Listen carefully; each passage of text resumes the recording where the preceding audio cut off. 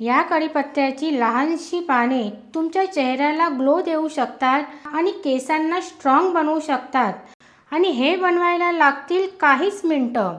इथे मी ताजा कढीपत्ता घेतलेला आहे आणि याला धुवून पुसून घेतलेला आहे। आता आपल्याला या कढीपत्त्याची पानं जी आहेत ती वेगळी करून घ्यायची आहेत। हा कढीपत्ता किती पौष्टिक आहे हे आपल्या सर्वांनाच माहिती आहे। हा कढीपत्ता जवळजवळ एक मोठी वाटी भरलेला आहे। एवढी ही पानं मी घेतलेली आहेत। आता पॅनमध्ये थोडंसं तेल घ्यायचं, ह्याच्यामध्ये चण्याची डाळ घालायची आहे आणि हिला आपल्याला छान अशी खरपूस भाजून घ्यायची आहे।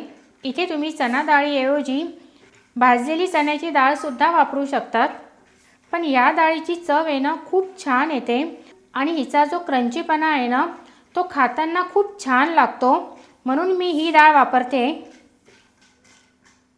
डाळीला छान असा गुलाबी कलर आलेला आहे। असा कलर आला की ही आपल्याला काढून घ्यायची आहे।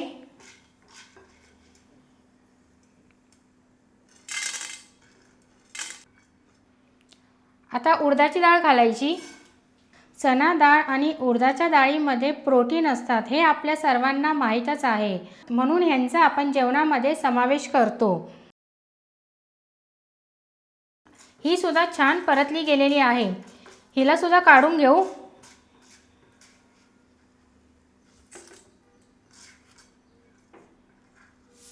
आता ह्याच उरलेल्या तेलामध्ये आपल्याला जिरं घालायचं आहे, धने हे सुद्धा परतून घ्यायचे। हे थोडेसे परतले गेले की ह्याच्यामध्ये आपल्याला शेंगदाणे घालायचे। मी हे थोडं तेलामध्ये परतून घेते। तुम्हाला तेल आवडत नसेल ना तर तुम्ही साधं तेलाशिवाय सुद्धा परतून घेऊ शकतात, पण तेलात परतल्यामुळे याला छान खमंग टेस्ट येते आणि ही चटणी महिनाभर राहते, हिला वास येत नाही।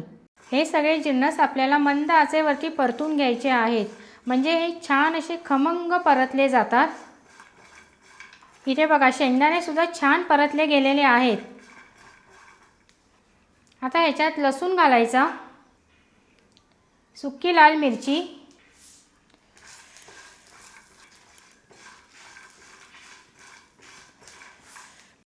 आता ह्याच्यामध्ये तीळ आणि खोबरं भाजून घ्यायचं आहे।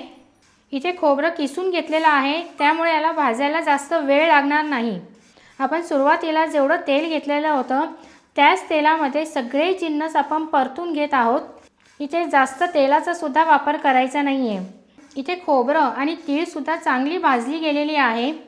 आता फ्लेम आपल्याला इथे बंद करून घ्यायची आहे आणि ह्याच्यामध्ये ज्या डाळी आपण भाजलेल्या होत्या त्या घालायच्या आणि हे एकत्र चांगलं मिक्स करून घ्यायचं। आता याला एका डिशमध्ये काढून पूर्णपणे थंड करायला ठेवायचं आहे। कढीपत्ता भाजण्यासाठी पॅनमध्ये तेल घ्यायचं आणि ह्याच्यामध्ये कढीपत्त्याची पानं घालायची आहेत आणि कढीपत्ता आपल्याला छान असा कुरकुरीत होईपर्यंत परतून घ्यायचा आहे। कढीपत्ता जितका चांगला परतून घ्याल तितकी चटणी टेस्टी होते आणि तुम्हाला सर्वांना माहीतच असेल कढीपत्त्यामध्ये आयर्न असतं, कॅल्शियम असतं, फॉलिक ॲसिड असतं, विटॅमिन ए आणि ई सारखे घटकसुद्धा याच्यामध्ये असतात। त्याच्यामुळे या चटणीचा तुम्ही तुमच्या जेवणामध्ये नक्की समावेश करा। इथे कढीपत्तासुद्धा छान असा भाजला गेलेला आहे। आता यालासुद्धा आपण पूर्णपणे थंड करून घेऊया। हे सगळे पदार्थ आपण पूर्णपणे थंड करून घेतलेले आहेत। आता यांना आपल्याला मिक्सर जारमध्ये काढून घ्यायचं आहे। तर सगळ्यात पहिले आपण खोबरं, शेंगदाणे आणि डाळ जी भाजून घेतलेली होती ते घालायचं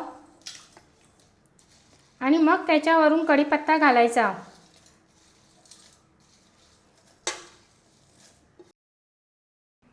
ह्याच्यामध्ये चवीप्रमाणे मीठ घालायचं, हिंग, आमचूर पावडर, याच्याऐवजी तुम्ही चिंचसुद्धा वापरू शकतात आणि एकदम थोडासा गूळ। आता ह्याला वाटून घ्यायचं आहे। हे बघा थोडीशी जाडसर आपण इकडे ठेवलेली आहे, अशीच आपल्याला वाटून घ्यायची आहे।